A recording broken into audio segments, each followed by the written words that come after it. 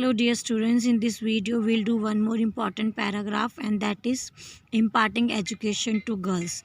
Girls को भी education provide करना, उसके ऊपर ये paragraph है. There is no greater pillar of stability than a strong, free and educated woman. Women take care of the whole family. अभी हमें स्टेबिलिटी देखना है. किसी भी देश की जो स्टेबिलिटी होती है, मतलब कोई भी जो राष्ट्र है उसकी राष्ट्र का जो प्रोग्रेस है, प्रगति है, वो स्त्री पर निर्भर करती है. क्योंकि जो स्त्री होती है वो पूरे परिवार को संभालती है, पूरे परिवार की देखभाल करती है. If she is educated then not only अगर स्त्री एजुकेटेड है फैमिली में तो जिस परिवार में स्त्री पढ़ी लिखी होती है वो परिवार भी प्रगतिशील होता है और वो राष्ट्र भी प्रगतिशील होता है. लेकिन unfortunately girls education in India is in very pitiable state. लेकिन भारत में जो लड़कियों की पढ़ाई की व्यवस्था है वो बहुत ज़्यादा दयनीय स्थिति में है.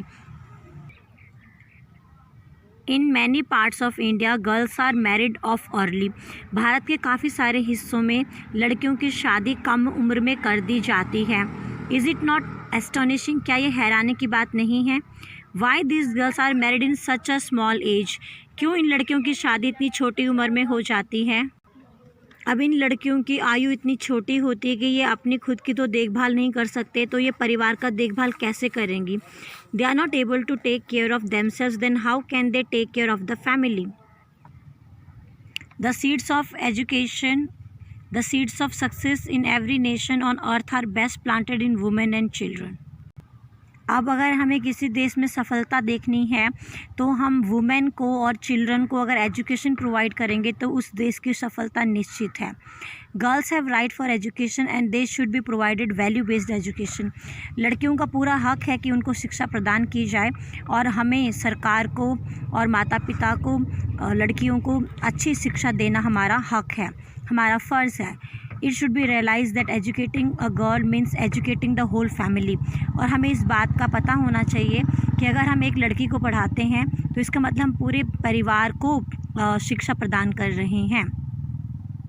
Government and concern authorities should take strict measures to stop girls marriage below marriageable as.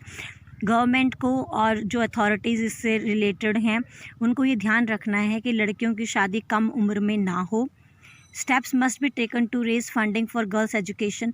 और लड़कियों की शिक्षा के लिए जो खर्च होता है उसके ऊपर भी सरकार को ध्यान देना चाहिए और ऐसे सोर्सेस करने चाहिए जिससे हम फंडिंग कर पाएँ बच्चों की एजुकेशन के लिए, गर्ल्स की एजुकेशन के लिए. It is clear that the nation where girls are educated, that nation prosperous more. तो ये बात अब स्पष्ट है कि जिस राष्ट्र में गर्ल्स को, लड़कियों को शिक्षा प्रदान की जाती है वह राष्ट्र ज़्यादा प्रगतिशील होगा. सो आई होप स्टूडेंट्स आपको ये पैराग्राफ समझ में आया होगा. Thank you.